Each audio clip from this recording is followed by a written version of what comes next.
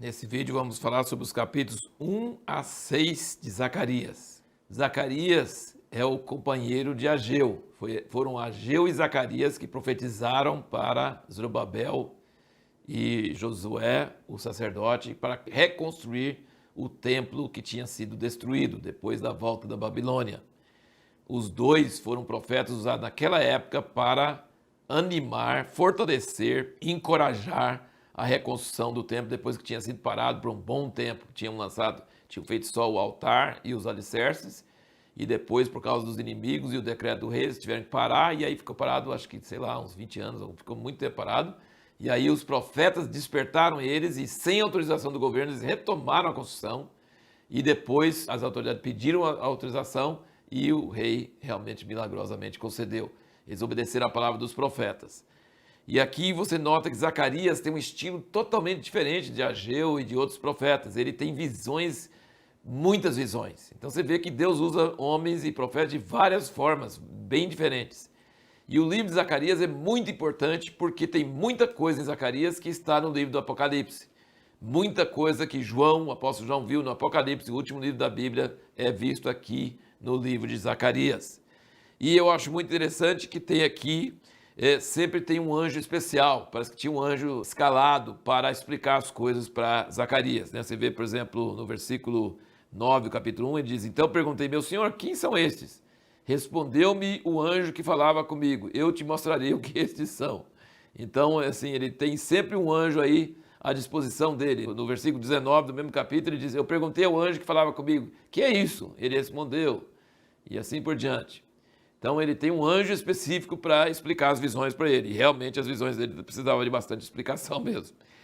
E aqui você vai ver que no livro de Zacarias, porque é o retorno depois dos 70 anos do cativeiro na Babilônia. Então Deus falou assim: a minha ira, ele fala aqui, o versículo 2 do capítulo 1, o Senhor se irou fortemente contra vossos pais. Portanto, assim diz o Senhor dos Exércitos, tornai-vos para mim, diz o Senhor dos Exércitos, e eu me tornarei para vós, diz o Senhor dos Exércitos. Veja, por exemplo, no versículo 12.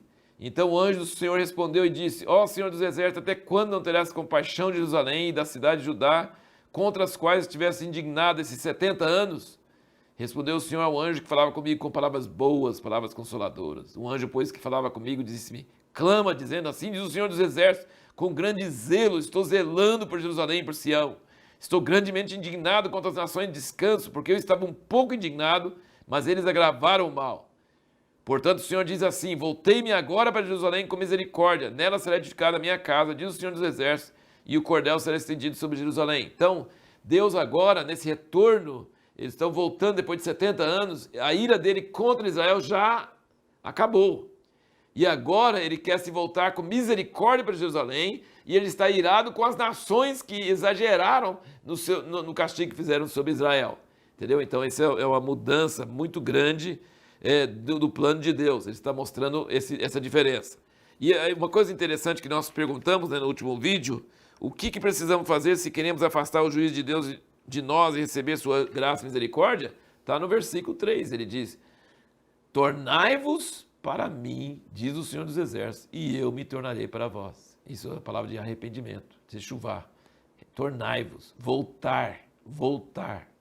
Voltai-vos para mim, diz o Senhor dos Exércitos, e eu me voltarei para vós. É tão simples quanto isso. Você quer afastar o juízo de Deus, a ira de Deus? Volte-se ao Senhor e ele se voltará a você. Essa é a chave. Em todos os profetas é isso que ele está falando. Deus é o Deus de misericórdia, o Deus de recede. E se você confiar nisso e crer nisso, e você clamar a ele, voltar a ele, o coração dele amolece na hora e ele volta para você. Mas tem que ser de coração e não de boca para fora. Muito importante. Aqui no capítulo 2, versículo 13, tem um versículo muito forte também. Diz assim: cale-se toda a carne diante do Senhor, porque ele se levantou da sua santa morada. Em Abacuque 2, versículo 20, diz: mas o Senhor está no seu santo templo, cale-se diante dele toda a terra. Quando o Senhor se levanta, o homem cala. Lembra de Jó? Quando Deus perguntou para ele: Jó, você quer falar mais alguma coisa? Você vivia falando que queria falar comigo? Ele falou: não, eu não tenho mais nada para falar. Quando Deus levanta, o homem cala. Toda a carne cala diante de Deus quando ele se levanta. E uma coisa interessante, você viu que ele falou no versículo 15 do 1, ele disse: estou grandemente indignado contra as nações de descanso. Mas no capítulo 2, versículo 11, ele diz: naquele dia muitas nações se juntarão ao Senhor e serão o meu povo, e habitarei no meio de ti, e saberás que o Senhor dos Exércitos me enviou a ti. Então veja bem, como que é o plano profético. Israel peca, Deus manda a sua ira sobre eles, usando outras nações. Depois Deus tem misericórdia de Jerusalém e restaura, e aí ele tem ira contra as nações, e depois ele tem misericórdia das nações, e o restante das nações vão servir ao Senhor também. Entendeu? Esse é basicamente, você vai ver isso em todos os profetas, é essa a ordem de fatores. Você vê no capítulo 3, ele manda tirar a roupa suja do sumo sacerdote. A roupa suja são os pecados. Satanás estava diante dele, acusando ele. E Deus, por misericórdia, tira essa roupa suja e troca a roupa dele, e aí significa que ele pode entrar no Santo dos Santos com essa roupa que Deus dá para ele de graça.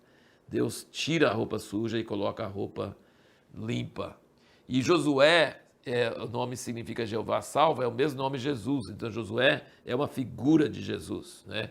Capítulo 3, versículo 8, ele diz: ouve, pois, Josué, sumo sacerdote, tu e teus companheiros, que se assentam diante de ti, porque são homens portentosos. Eis que eu farei vir o meu servo, o renovo, que é Jesus, de quem Josué é figura. E ele fala aqui: pois eis aqui a pedra que pus diante de Josué, sobre essa pedra única estão 7 olhos.